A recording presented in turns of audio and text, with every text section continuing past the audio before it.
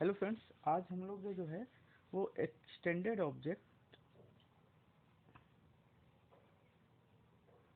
और मैग्निफिकेशन के बारे में बात करेंगे कि मैग्निफिकेशन जो हम लोगों ने पिछले वीडियो में देखा था कि हम लोगों ने डायरेक्ट -v/u लिख रहा था, हम लोगों ने यूज़ किया था। आज हम लोग उसका प्रूफ भी देख लेंगे और किस तरीके से जो हम लोग डिराइव करते हैं इक्वेशन उसको भी देखते हैं, एक्सटेंडेड ऑब्जेक्ट एंड मैग्निफिकेशन। तो फ्रेंड्स, हम लोग यहाँ पर जो है वो दो मिरर ले रहे हैं। ये पॉलिश सरफेस है, इसलिए ये आपका कनकेव मिरर हो गया, और इधर पॉलिश सरफेस है और ये बाहर का रिफ्लेक्टिंग सरफेस है, तो ये कन्वेक्स मिरर हो गया।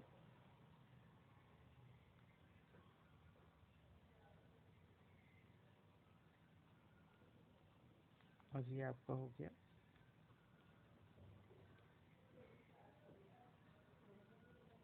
Concave mirror. ये इसका पोल हो गया P। हम लोग एक कॉमन लाइन खींच देते हैं, ये इसका P हो गया। एक ऑब्जेक्ट यहाँ रख रहे हैं जो हो गया AB। सिमिलरली एक ऑब्जेक्ट इस कन्वेक्स मिरर के लिए भी रख दे रहे हैं, AB।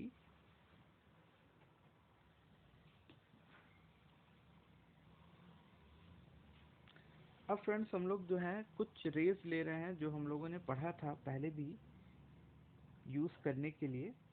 अब आप देखें, इसका सेंटर ऑफ कर्वेचर यहाँ रख दे रहा हूँ। इसका centre of curvature right side होगा, क्योंकि आप जानते हैं सर्किल जब बनेगा तो सेंटर ऑफ कर्वेचर इसी साइड आएगा। कन्वेक्स मिरर का जो रेडियस होता है पॉजिटिव होता है, सेंटर ऑफ कर्वेचर उसके पीछे होता है। ये हम लोगों ने सेंटर ऑफ कर्वेचर ले लिया। अब चलिए हम लोग रेस लेते हैं। पहला रे बिल्कुल पैरेलल एक्सिस, जिसको प्रिंसिपल एक्सिस कहते हैं, सॉरी, इसके पैरेलल ले लेते हैं। ये रेस ऐसे गई,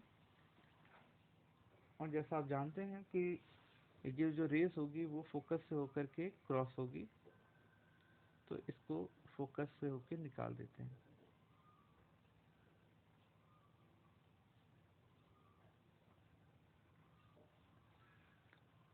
सिमिलरली यहाँ पर भी एक पैरेलल रेस लेते हैं प्रिंसिपल एक्सिस के, और इसको भी फोकस से होकर गुजरना है। यहाँ पर इसका F हो गया। और चूंकि ये जो आप जानते हैं कि कन्वेक्स मिरर में जो भी रेज होते हैं वो डाइवर्ज करते हैं, यानी कि कन्वर्ज नहीं करते, इसीलिए हम लोग इसको पीछे बैक ट्रैक करके वर्चुअली दिखाते हैं कि ये इस तरीके से जो है फोकस से होकर के गुजरा होगा।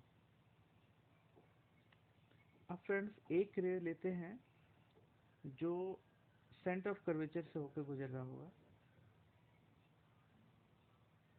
अब आप सेंटर ऑफ कर्वेचर के बारे में तो जानते हैं कि यहाँ जो रेज इससे होकर गुजरती है वो बिल्कुल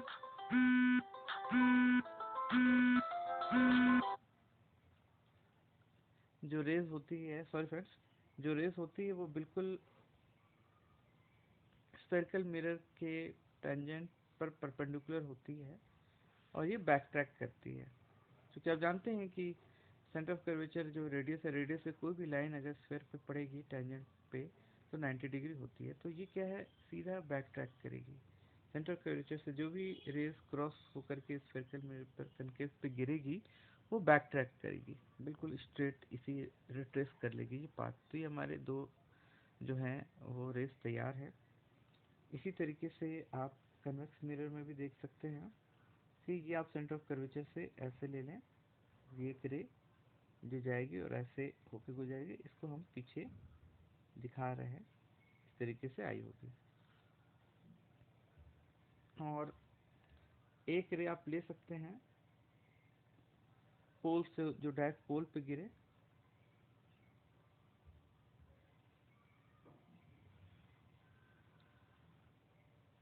और ये इस तरीके से निकल जाएगी। इसी तरीके से आप यहाँ देख सकते हैं, इसके पोल पे गिराएं और ये इस तरीके से रिफ्लेक्ट होगी। इसको आप पीछे बैक ट्रैक करें तो ये दो आपके डायग्राम तैयार हो गए हैं। एक है कनकेव मिरर का और एक कन्वेक्स मिरर का। तो अब हम लोग देखते हैं कि मैग्निफिकेशन किसको कहते हैं। यहाँ पर जिसे आ जाइए ये मैं बताऊं, यहाँ पर आपका लैटरल मैग्निफिकेशन किसको कहते हैं, वो कहते हैं हाइट ऑफ। अच्छा ये बताइए ऑब्जेक्ट कहाँ बना है। ये है ऑब्जेक्ट आपका, यहाँ पर जहाँ तीन रेज बन रही हैं ये ऑब्जेक्ट है, ये ऑब्जेक्ट है। इसको मैं बी डैश ए डैश से दिखा देता हूँ, आप देख पा रहे होंगे। सिमिलरली यहाँ पर ऑब्जेक्ट इमेज जो है वो ये है, ये बी डैश और ये ए डैश, ये हमने इस तरीके से दोनों दिखा दिया। ये है इमेज यहाँ पर बी डैश ए डैश, यहाँ पर बी डैश ए डैश, ये अगर आप देख पा रहे हो। अब फ्रेंड्स हम लोग लैटरल मैग्निफिकेशन देखें।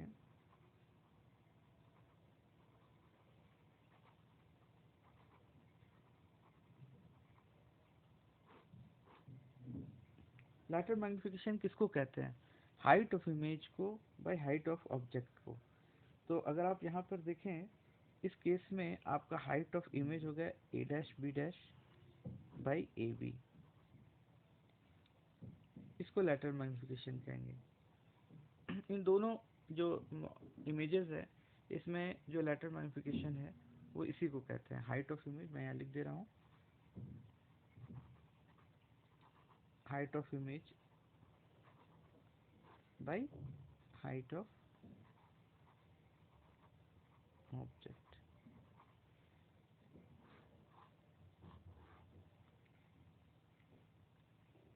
अब आप देखें फ्रेंड्स कि हम लोग जो है दो ट्रायंगल लेते हैं जो यहाँ बन रहा है। एक ये ट्रायंगल है, आप देखें ये पूरा, इस ट्रायंगल को ये देखिए जो मैं दिखा रहा हूँ, A B P, triangle A B और पी। और एक ट्रायंगल आप ये ले लीजिए छोटू, ए डैश बी डैश और पी। ये दोनों ट्रायंगल को आप ध्यान से देखें, ये दोनों ट्रायंगल यहाँ भी देख लें, ए बी पी ये ट्रायंगल, और एक छोटू A dash P P dash, ये जो बन रहा है ये वाला ट्रायंगल, ये वाला ट्रायंगल और ये वाला ट्रायंगल। इस केस में ये पूरा ये वाला ट्रायंगल, ये पूरा जो मैं भी आपको दिखा रहा हूँ, और एक ये दो ट्रायंगल जो बन रहा है उसको हमने यहाँ पर लिख दिया है। अब आप देखें कि क्या ये सिमिलर हो सकता है क्या, आप इसको देखें कि कैसे हम लोग इसको सिमिलर दिखा सकते हैं। तो आप जैसा मैं दिखा रहा हूँ, आप यहाँ पर देखें, ये 90 डिग्री, यहाँ भी 90 डिग्री, एक एंगल तो 90-90 हो गया। दूसरा, लॉज ऑफ रिफ्लेक्शन से अगर ये आपका है तो ये जो एंगल बन रहा है, ये एंगल, ये एंगल और ये एंगल, ये बराबर होगा, क्योंकि आपको पता है angle of incidence is equal to angle of reflection होता है। तो अगर प्रिसाइसली कहें तो angle B P A will be equal to angle A dash P B dash and I is equal to R. तो इस दोनों ट्रायंगल में अगर आप देखें, एक तो 90 डिग्री 90 डिग्री हो गया, और एंगल ऑफ इंसिडेंस और एंगल ऑफ रिफ्लेक्शन बराबर होने के कारण दो एंगल सेम हो गए। जब दो एंगल सेम हो गए इस दोनों ट्रायंगल के, यानी इक्वल हो गए अपने अपने रिस्पेक्टिव एंगल से जिसे कंपेयर कर रहे हैं, तो तीसरा भी तीसरे के बराबर हो जाएगा। इस तरीके से ये दोनों ट्रायंगल सिमिलर हो गए। जब सिमिलर हो जाएंगे तो हम लोग जो है रिस्पेक्टिव जो आपके साइड्स है जिसके सामने जो पड़ रहा है उसका रेशियो लेते हैं। तो उस तरीके से अगर आप देखें तो इसके सामने ये पड़ रहा है तो हम लिख दे रहे हैं A dash B dash by A B. और उसके बाद इस छोटू का जो ये डिस्टेंस है, ये सामने पड़ रहा है इस बड़ों के डिस्टेंस के। तो ये आप लिख सकते हैं पी ए डैश बाई बड़े का पी ए। ये बिल्कुल हम लोगों ने इसको लिख दिया है। अब आप जो है इस पे वैल्यू डालें तो आपको पता है कि ए डैश बी डैश अगर हाइट ऑफ इमेज माने, ए डैश बी डैश अगर हाइट ऑफ इमेज माने, तो इसको हम लोग एच आई से दिखा देते हैं। क्योंकि ये उल्टा है तो इसको माइनस दिखा देते हैं। इसी तरीके से ए बी को, हाइट ऑफ ऑब्जेक्ट को एच ऑब्जेक्ट लिख दे रहे हैं। अभी ये इस तरफ है, प्रिंसिपल एक्सिस के ऊपर है, तो इसका कन्वेंशन पॉजिटिव दिखा दे रहे हैं। इसी तरीके से अब आप आ जाइए P dash A dash. P A dash क्या था? ये distance of image from the pole था, जो हम लोग लिखते हैं v से। और v किस में? वो भी v माइनस में, क्योंकि ये लेफ्ट साइड बन रहा है। तो मैं थोड़ा इसको आगे कर लूँ। उसी तरीके से आपका पी ए जो है वो ऑब्जेक्ट है का डिस्टेंस है पोल से, वो u माइनस। ये तो मैं अभी इस कनकेव मिरर के बिहाफ से दिखा रहा हूँ। तो आप देखेंगे इसे H I by H O को ही हम लोग जो है मैग्निफिकेशन कहते हैं, उसको मैं m से दिखा दे रहा हूँ। ये आपका माइनस v बाई यू आया कनकेव के केस में। अब चलिए कन्वेक्स को भी देख लें। कन्वेक्स मिरर में ये ट्रायंगल और ये ट्रायंगल सिमिलर हैं। ये देखिए, ये 90 डिग्री, ये भी 90 डिग्री। अच्छा, आप ये देखिए, ये एंगल ऑफ इंसिडेंस है अगर हम पोल से करें, और ये एंगल ऑफ रिफ्लेक्शन होगा। और चूंकि ये आगे स्टैंड किए हैं, ये वर्टिकली अपोजिट एंगल से जो है, ये जैसे ये लाइन देखें और ये लाइन देखें, वर्टिकली अपोजिट एंगल से ये एंगल और ये एंगल बराबर होगा। क्योंकि ये एंगल इसके एंगल के बराबर है, इसीलिए ये दोनों एंगल भी बराबर हो गए। इस तरीके से आप देखें, फिर ट्रायंगल ए बी पी और triangle P B dash A dash जो है वो सिमिलर हो गया। अब यहाँ पर हाइट ऑफ ऑब्जेक्ट अगर लिखते हैं, वो आता है B dash A dash, height of image sorry यहाँ पर, और ऑब्जेक्ट का आएगा ए बी डैश ए। और इसी तरीके से पहले ये रखें तो आप देखें ये v होगा, v इस बार पॉजिटिव होगा। v देखें इस बार पॉजिटिव होगा, क्योंकि ये कन्वेक्स मिरर के राइट साइड बना हुआ है, पोल के राइट साइड है, v पॉजिटिव है। लेकिन u जो है यहाँ पर ये माइनस में होगा, माइनस v बाई यू। ये आपको पहले से ही पता है। इसको हम लोग जो है, क्योंकि दोनों ऊपर की ही तरफ हैं तो पॉजिटिव होगा। इसको height of image by height of object लिख दें, और इसको हम m लिख देते हैं। तो आप देखें कि इस दोनों केस में, इन दोनों केस में आपको जो मैग्निफिकेशन आया वो माइनस वी बाई यू आया। m is equal to minus v by u ही आया। साइन कन्वेंशन बहुत इंपॉर्टेंट है। अगर आप देखें, मैं यहाँ पर रख के फिर से दिखा देता हूँ। साइन कन्वेंशन बहुत इंपॉर्टेंट है, इसका आप लोगों को ध्यान रखना है। एक एग्जांपल ले लेते हैं।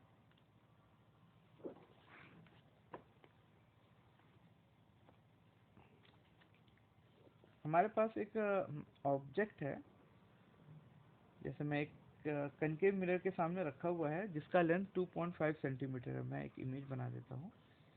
ये आपका कनकेव मिरर बन गया। ये आपका तैयार है कनकेव मिरर। एक रखा हुआ है, object of length 2.5 centimetre is placed at a distance of 1.5 focus from a concave mirror. तो मान लीजिए कि ये इसका फोकस f है। इसे 1.5 ऑफ फोकस, यानी कि 1.5 f पे एक ऑब्जेक्ट रखा हुआ है, जिसकी लंबाई है 2.5 सेंटीमीटर। 2.5 सेंटीमीटर। अब आपसे पूछ रहा है कि इमेज जो होगा वो कैसा होगा। इरेक्ट होगा, इन्वर्टेड होगा। तो चलिए सब कुछ हम लोग देखते हैं क्या क्या इसमें दिया हुआ है। फोकस हो गया आपका -f, लेफ्ट साइड में बन रहा है। आपका u दिया हुआ है -1 f,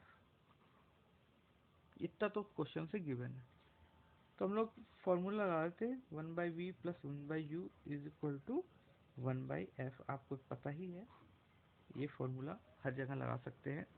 तो हम लोग एक बार लगा के देखते हैं। ये 1/v हो गया, u आपका 1/1.5, लेकिन माइनस में, ये लिख दीजिए, = 1/f, f भी माइनस में।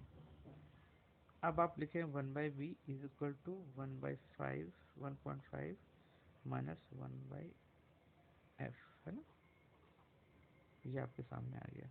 ये मैं और ऊपर लिख दूँ तो 1/v हो गया आपका, अगर आप देखें तो f - 1.5 f by 1.5 f, यानी v = 1.5 f। ये आप देख लें, ये तो f हटा दे, 1 - 1.5, ये आ गया आपका।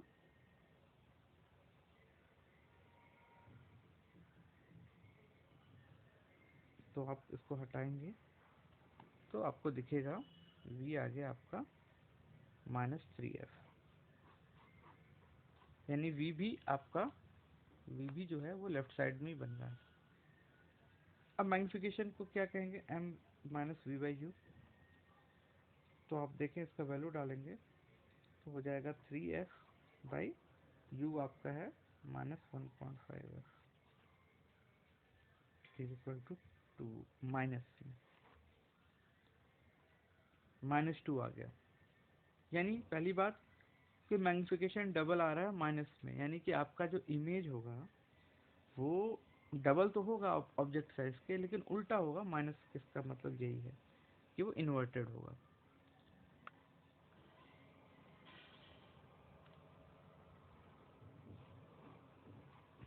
सो फ्रेंड्स, आज भर के लिए इतना ही। फिर हम लोग कल मुलाकात करेंगे और कल हम लोग कुछ नए क्वेश्चन, नए क्वेरी लेंगे इसी टॉपिक पे। आज भर के लिए थैंक यू।